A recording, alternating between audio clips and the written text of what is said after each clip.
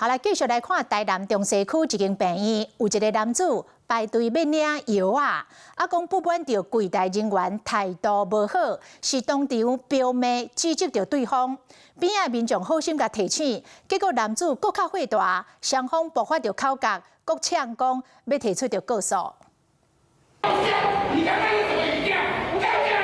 領藥所在一個穿藍色衫的查甫人有夠生氣，對櫃台的人都一面罵。敢若是不滿櫃台人員的態度，就算有醫護人員來甲苦勸，這查甫人依然是袂堪的氣。這個查甫人好加速保全微調的，因過伊情緒悠然控制袂調，其他人趕緊去甲關心。號碼還沒到，不能排啊。他是看旁邊，他沒有不能站在旁邊。領藥的時候，他在我前面，他的號碼還沒到，他不能，他卡位卡在前面，醫務人員只是跟他講說要請他重新排隊，號碼還沒到。一個聽到有人你講這個代志經過時，這查甫人就擋袂掉啊。針對醫務人員實在太過分了。好，你的意思就是我查這個不對，你這就跑了。你不能這樣卡位啊！我卡完了，我都叫你們。你號碼還沒到啊！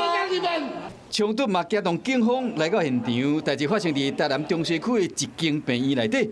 這個查甫人號碼都未經輪到，伊就提早去到領藥的櫃台要等。櫃台人員的態度可以掠講。作業流程是依照領藥號來領藥，病人不了解哈，那以為說先到的人就先拿藥。在藥局門口有一個明確的標示，寫說如果領藥號未到者，先不要排隊。系民眾因排隊領藥順序發生口角糾紛後提告，全案依妨害名譽罪嫌，函請台南地檢署偵辦。醫方強調講，提早排咧，若無法度縮短藥品調劑時間，嘛有可能造成櫃台前人錢條咧。